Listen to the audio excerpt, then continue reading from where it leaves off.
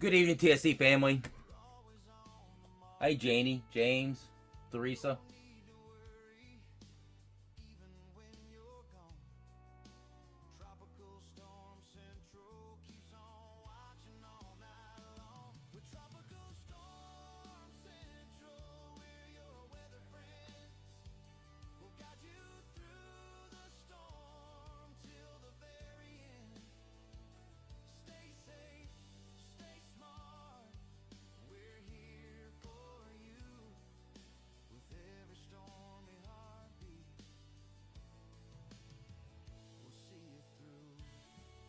Man, everything I have here, I had to restart. Everything. My tablet, my computer. We had a power failure here, and I had forgot about it. So everything was messed up.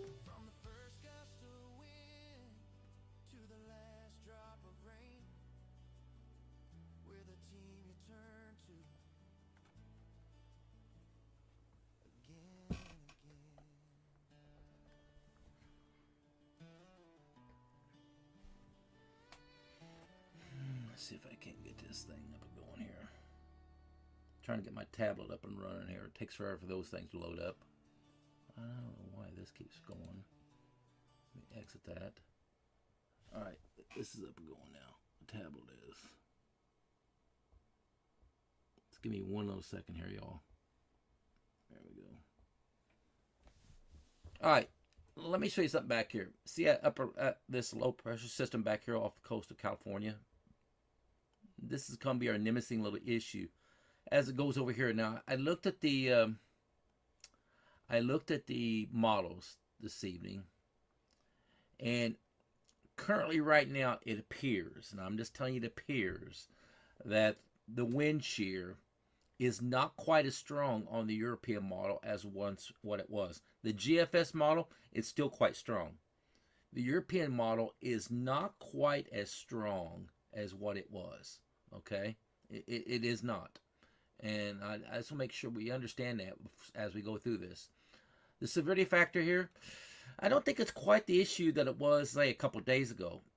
Now, it's still unclear what is going to be the makes of this and exactly where it's going to go. Right now, the European model has this thing going really far south in Texas, and if that does that, it's not going to be a big problem, possibly until maybe it gets over here in Florida then.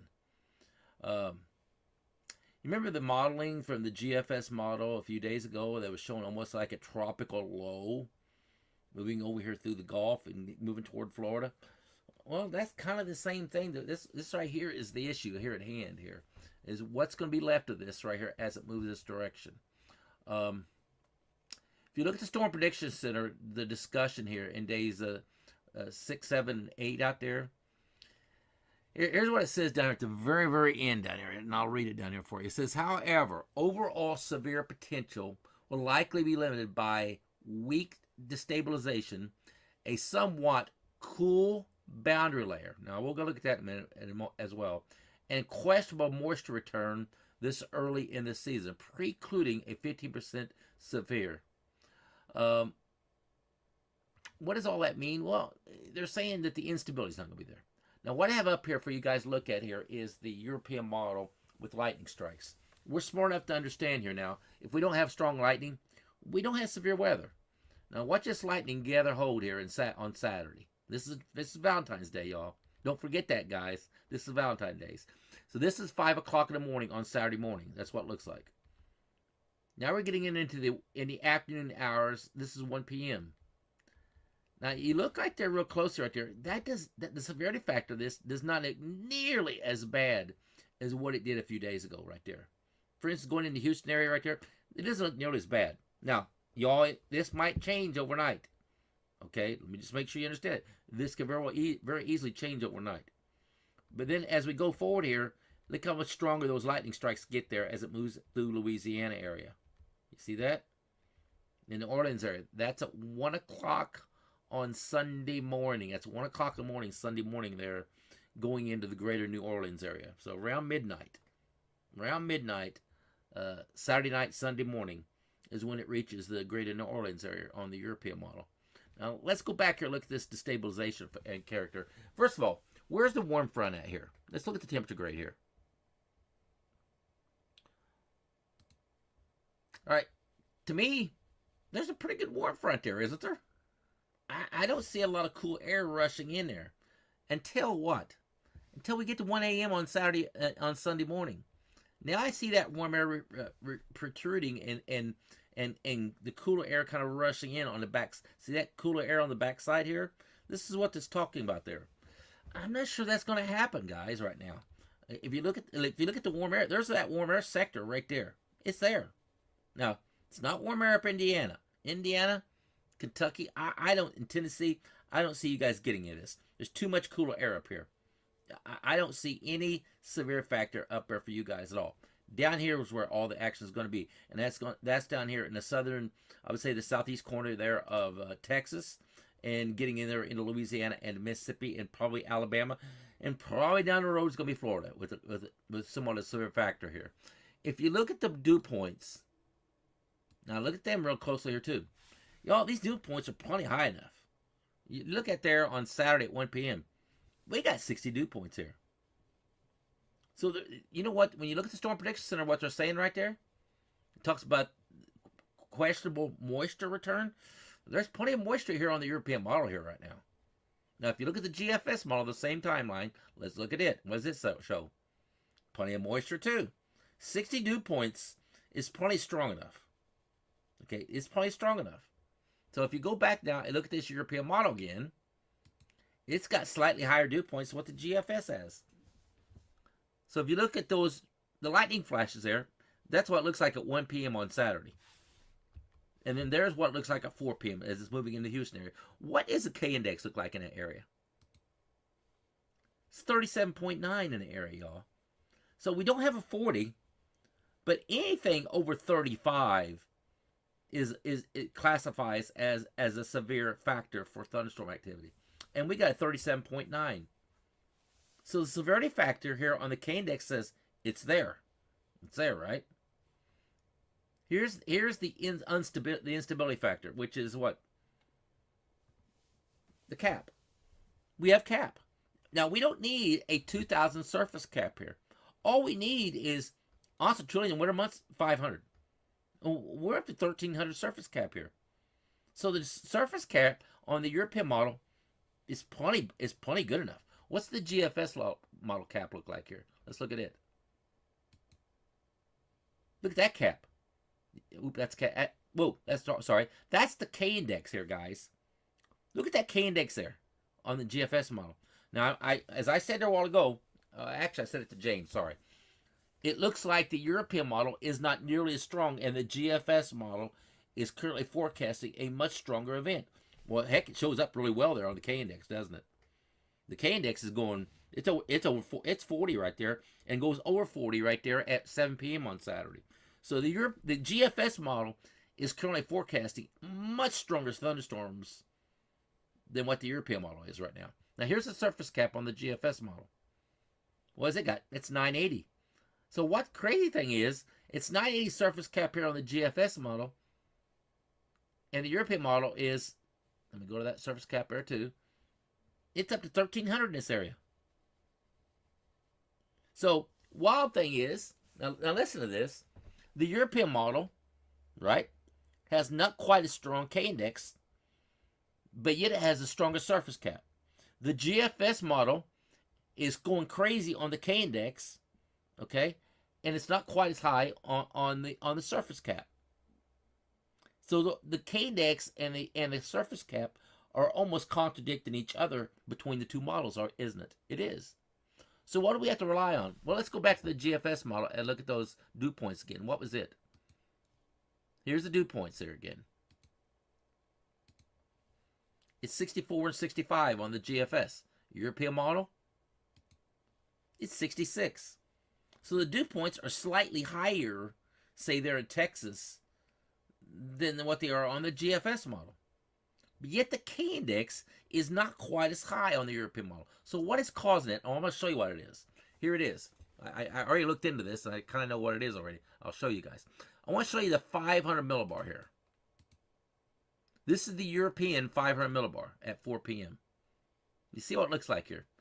There's bright oranges there, but not quite as strong as what it was showing. And here's the other thing in hand. Look how far much further south here that low pressure system is here moving through. It's really far south here. Here's the GFS model. It's not quite as far south, and then look how much stronger the 500 millibar winds here moving through Texas are. You see that? Look at that. You don't see this on the European model. Well, that's telling me that's why the K-index is much stronger on the GFS model than what it is the European model. It's because of this right here. This 500 millibar wind shear here is stronger on the GFS than what it is on the European model here.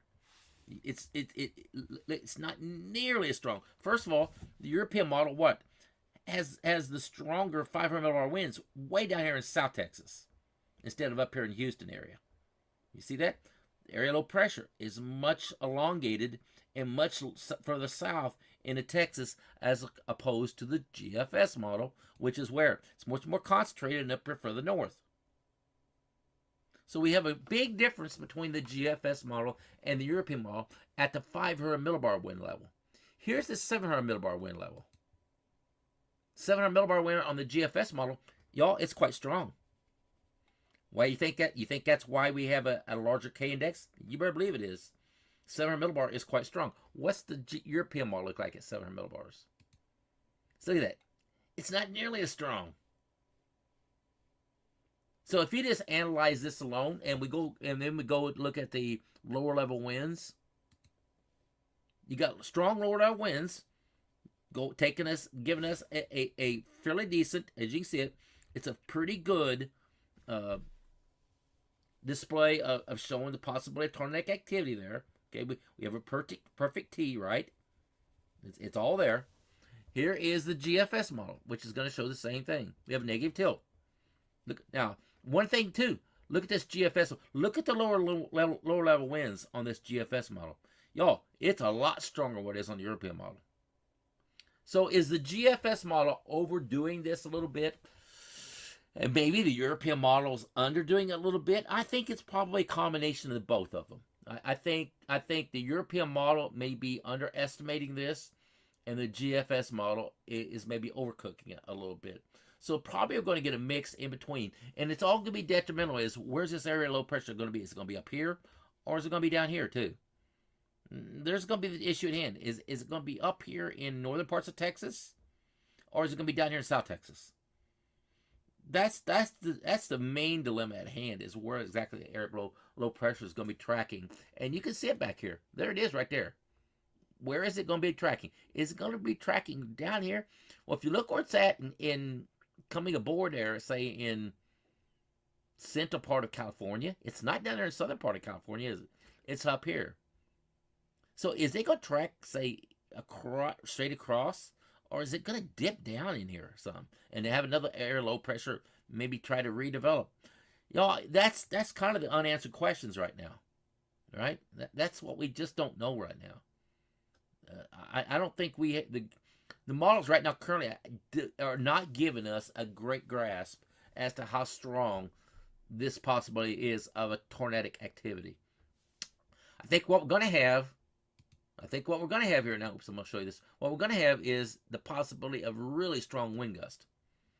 I think that's going to be the biggest obstacle at hand is possibility of maybe tropical storm force wind gusts here in Texas and Louisiana area. I think that's probably the more likelihood of what's really going to happen here is that tropical storm force wind gusts. And you can see it coming into play there Saturday night into Sunday morning there in Louisiana. You see it right there. This is the GFS model. Here's the European model. Not quite as strong on the European model. Why? Well, because the air low pressure is tracking really far. Where's the strongest winds at? Probably be down here in the Gulf. Now, I said earlier there a while ago that if it tracks this far south, who might get the big taste of this? Y'all, it could be Florida down the road. It very well could be Florida. Well, let's just show you. I'll show you what I'm talking about here. I'm going to go to the east. And let me hit the 12Z run here. And let me put up the severe weather factor here again. Lightning flashes. Now you see what I'm talking about there in Florida, across Florida. Not a lot up here, say, in Georgia.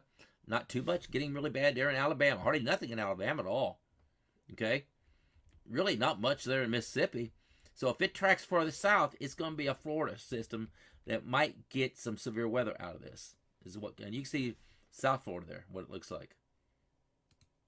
I mean, pretty strong stuff over there on the far east southeast coast there, Florida there. So it's again, it's unclear exactly where this area low pressure is going to track. Is it going to track real far south, or is it going to be tracking, say, North Texas? Honestly, and I don't give opinions, and I'm not going to give you one now. I always say this: it's probably going to be in between, guys. It's probably won't be up here, probably won't be down here. It's probably going to be right in the center of Texas. And if that'd be the case, I would say southeast corner of Texas here, say Houston, and into probably southern parts of Louisiana and Mississippi. It could be a dangerous evening on Saturday evening into Sunday morning. It very well might be. Now, again, we're not clear here on these models exactly where this thing's tracking. It's just two different outcomes, so we don't have the clarity of this yet. What we're gonna need, we're gonna have to wait for the short range models to give us an idea of how severe of a factor this might be. We don't know yet. It's just too early. We're looking at still 3 or 4 days out here before we have an idea. By Friday evening, we'll know where it's coming. Even by Thursday, I think by Thursday evening, y'all, we'll know when this is coming. We'll have a better idea. The models will become in a better agreement, and instead of one model tracking up here and the other model tracking down here, I think they're going to merge into somewhere. And exactly where it merges at, it's going to be a big deal. If this tracks up here, okay, then we got a problem down here in Texas and Louisiana. If it tracks down here, it's going to be a problem in for Florida, is what it's going to be. So the clarity of this is unclear, and there's no way in the world you can forecast right now what it's going to end up over here in the East Coast, whether there's going to be a snowstorm up here, or rainmaker, or where is it going to track at? Is going to make all the difference as who gets the maybe snow versus rain. I wouldn't even want to guess on that right now. James said the RFS model is just starting to show. Let me see that RFS model, James. I didn't look at it. I thought it was too far out yet. Let's see, updraft tracking. Maybe go to the 18Z run. Maybe it shows us there. Oh, wow, we are getting some updrafts there, aren't we? That's just 1 o'clock on Saturday. You know, there's a, you know, James is right. There is just starting to come into play there on RFS model. Now, that RFS model is getting really aggressive back here, isn't it? Now, where is that air low pressure located at on it? It's tracking just about where I said. Go right through the center of the state. Look at that. It's going right through the center of the state. Instead of down here, instead of up here, it's tracking kind of right down the center between the GFS and European model. If that tracks there, okay, if it tracks there, down in this area here and over here in Louisiana, there could be a problem here, y'all. We just got to watch. We just got to watch this real closely here to see exactly where this aerial pressure is going to track, and also how strong it's going to get. What's the pressure looking like? Man, I'll tell you what, if you look at the European model again there, let me show you something here. If you look at the European model, look at it. It's messy looking. You can't hardly even find that area low pressure there, can you? Until right there, when it reorganizes right there. On the European model, it reorganizes. Well, where's it organized? Well, where's the area low pressure? Where is the severe weather going to be at? It's going to be down here, not up here. It's always south of where the area low pressure is. So on the European model, it doesn't come together again with another area low pressure until it gets over in this area over here instead of over here. Where if I back this up now, let me show you the GFS model. I already looked at it. Here's the GFS model. Look where it's at. It's up in here. Look, watch this. Look where it organizes at. It's up in here. You see the difference? Down here and then reorganizes over here. The GFS model is much further north. Now there's a secondary low that develops here on the GFS model. Look at that. Main area low pressure's up here. The secondary area low pressure develops where? For the south. Then it moves toward where? Toward Florida. I don't think at this time Georgia nor say Alabama is going to have much of effects to this. I think it's mainly going to be a Florida, and it could be a Texas and Louisiana and maybe Mississippi storm. Right now, I don't see Georgia or Alabama really having much side effects of this. It appears it's going to be a Texas, Louisiana, Mississippi, and then probably Florida storm system here, what appears right now at this time. Now, I want to show you a few things going forward here. I was looking at the stratosphere here, and what I'm going to put up, what I have up here is a 50 millibar height anomaly. Okay, this is what it currently looks like right now. Look at this right here. We got an anomaly here of warm, right? You see this? These area low pressures traveling around this rapid warming here kind of happening here. Now watch what happens here. Look what's traveling around it. The central area low high pressure there, which is where the Arctic is. See all that blue now is starting to travel around. You see that? It's making its way. It's going to start making its way southward here in a minute now. Watch.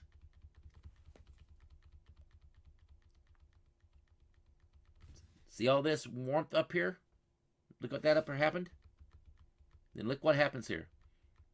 See that piece of dark blue there? Look where it's moving now. Now it's moving into Canada, isn't it? See that?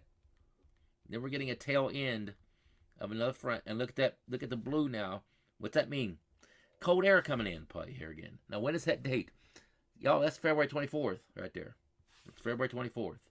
Now, that's a long ways out. Could it be wrong? Well, of course it could be. Let's look at the GFS model. See what it shows. Doesn't show the same thing, does it? Does not. European model is showing something completely different. GFS model doesn't show that. It doesn't show that piece of blue, or in the case, cold air, moving southward there out of Canada into the United States. It doesn't show that right there. Doesn't show it at all. If you look at them right now, this is the current GFS model. Okay? And here's the European model. Y'all, they look very similar, don't they? But at the end, they don't look alike. There's a little bit of a difference there. Now, y'all get your minds out of the gutter. Look at this up here. I know what you're all thinking. I'm not going to go there. So don't y'all be thinking nasty stuff here now. Okay? But this is actually what the stratosphere at the 50 millibar is currently showing us. Now here's the dynamics of everything. Now y'all like to watch this. I know you guys do. So watch what happens here. This is the European model. Let me go to the full run version here too.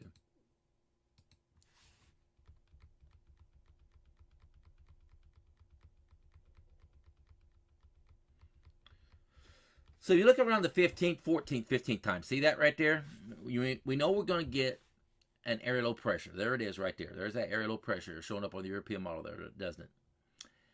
We're not getting a lot of cold air, though, coming in behind us. It doesn't appear that this is going to be a major cold air, or is it? Because we didn't look at that yet. We'll look at it in a minute.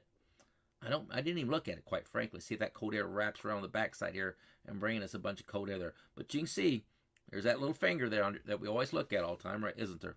Then we got a really big finger back there coming out of California, don't we? Now, what's that date? That's the 19th. And you see what we got right there in the stratosphere here.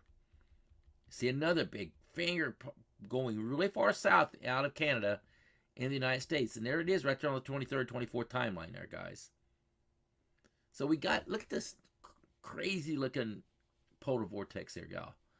It's so ragged looking. This is such a weak polar vortex. It's completely messed up right now. I mean, we got a polar vortex that is completely, doesn't look like a polar vortex even to me. And we got that star shape there, don't we? Look at that star shape at the end. It's just a messed up mess. So we have a very, very, very weak polar vortex here in line. And what does a weak polar vortex mean? It usually means cold air. That's what it usually means. That cold air is going to invade into the continental U.S. Now let's look at the European model here. Let's look at the cold air. I really haven't looked at it yet myself. I came home, ate some dinner, and I started looking at these models, but I did not look at the temperature anomaly here. Let's put this back up here. Let's put up anomaly. Let's watch this. All right, so right now we have a major warm coupling here right in the center of the country, don't we? Everybody's got way above normal temperatures here going on.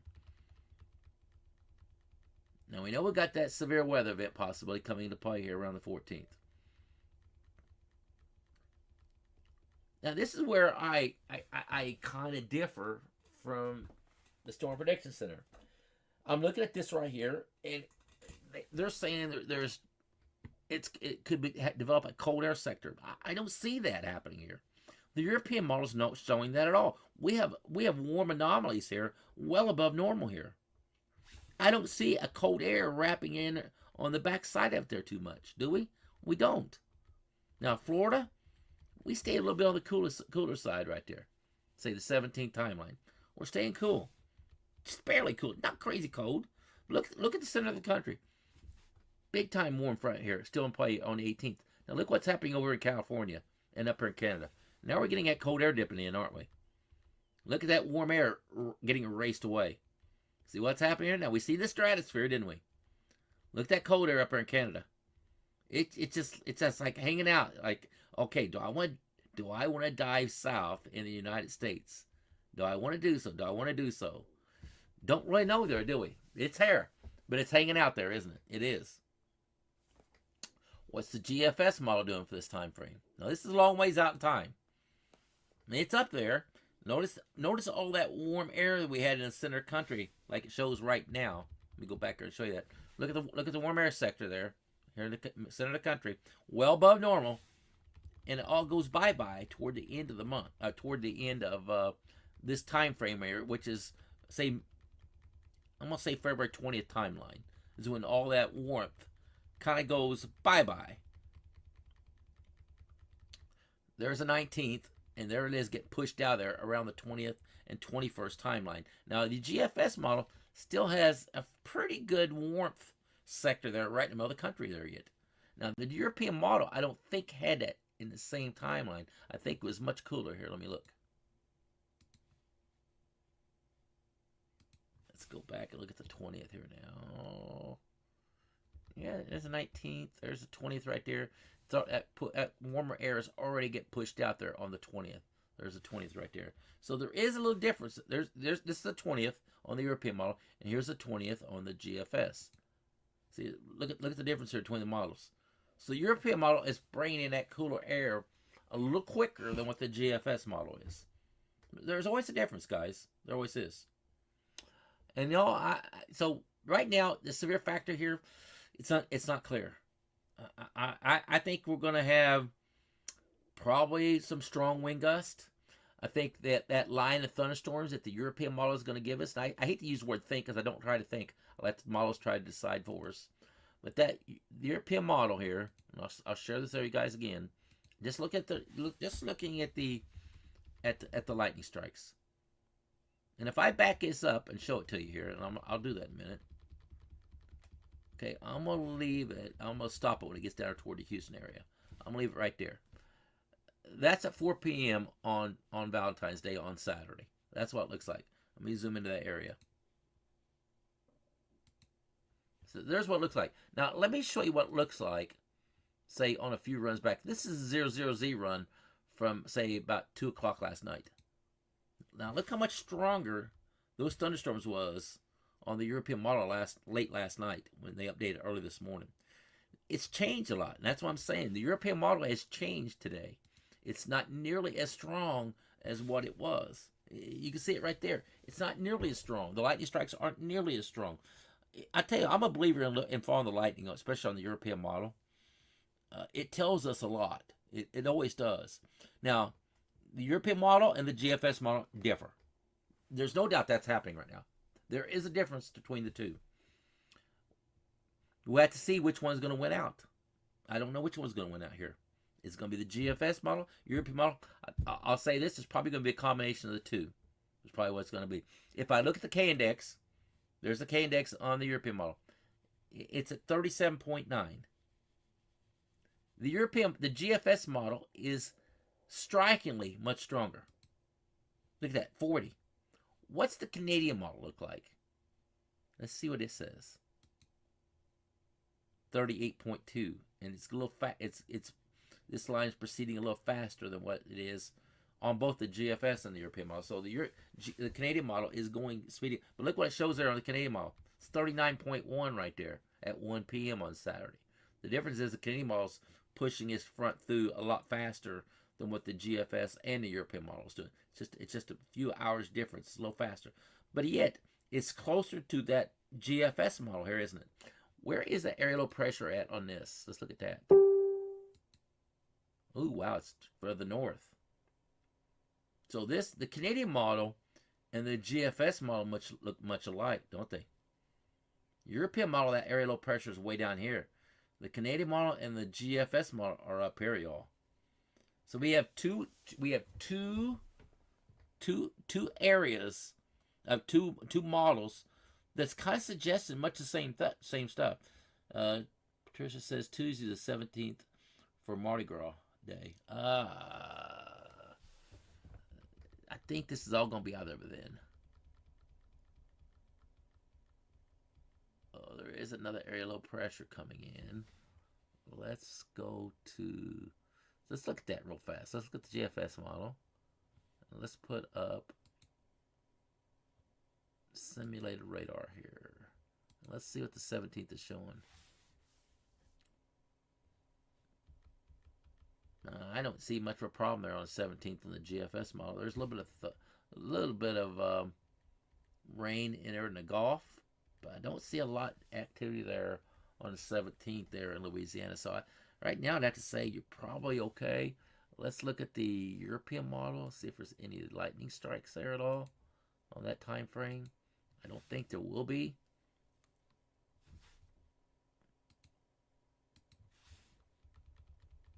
None. There's absolutely none. So right now, I think it's going to probably be okay on the 17th there for Mardi Gras. I don't see a major issue at hand at all, y'all. Just an FYI, also, I was looking at the Olympics and the USA hockey team, for some of you guys that want to follow the USA men's hockey team, their first match isn't till Thursday night. They play at 9 o'clock on Thursday. I think it's 9 o'clock on Thursday night. So I will be up. I will definitely want to watch that hockey game. So we'll probably do the broadcast here probably before 9, probably around 7 or something like that on Thursday evening. By then, we should have a decent idea as to where this area low pressure is exactly going to roll into. And we'll find out by then how strong this is going to be.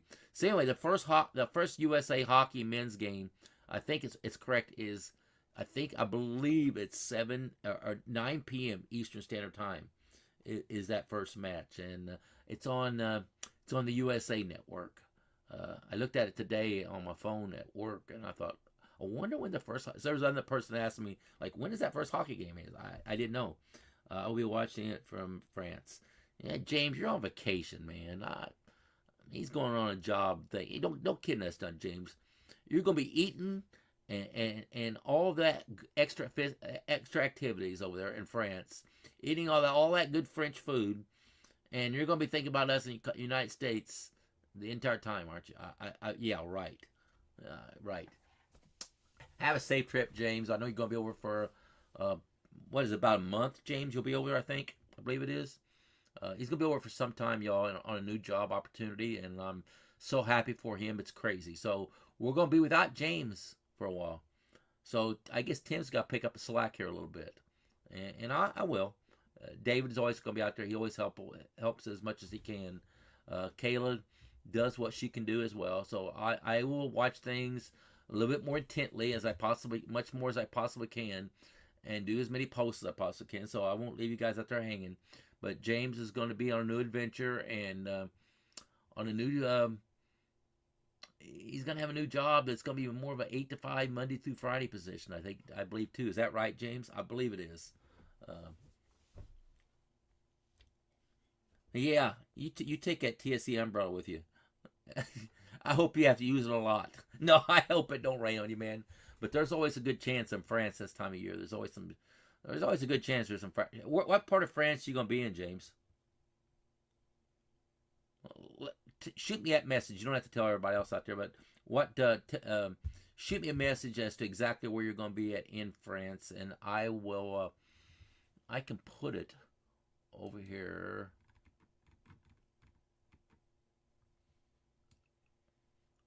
See, I can put it in over here.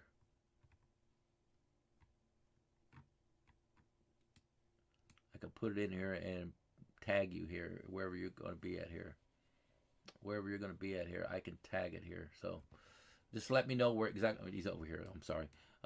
Just let me know where you're going to be at here, James, and I will put a strict tag on that area.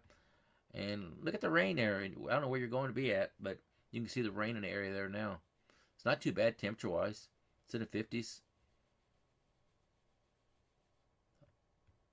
It's in the 50s, and there's Paris up here. It's in 50-degree land up there, looks like. Yeah. You can see the higher mountaintops here, can't you? Look at that. Look at that snow hitting those higher mountaintops, and boom, goes straight up that mountaintops in that colder air, and boom, there's all that snow right there. There's the French Alps, I guess, right there. All right, y'all. Have a good evening. I'm going to get out of here. I don't see any questions out there, so that's good. Y'all, I apologize for that post I made the other day about the halftime show. There was no malice intention on that at all. I actually watched Bad Bunny's show along with the other show, both, okay? Bad Bunny was, I didn't understand anything that was done because it's all done in Spanish, except for Lady Gaga. I think she sung in English.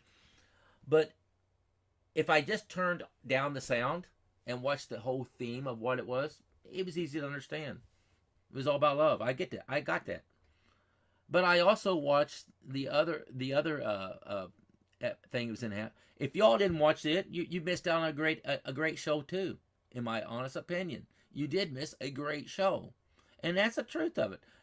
We're in the United States, for God's sakes. We live in a country where we can kind of do what we want, can't we?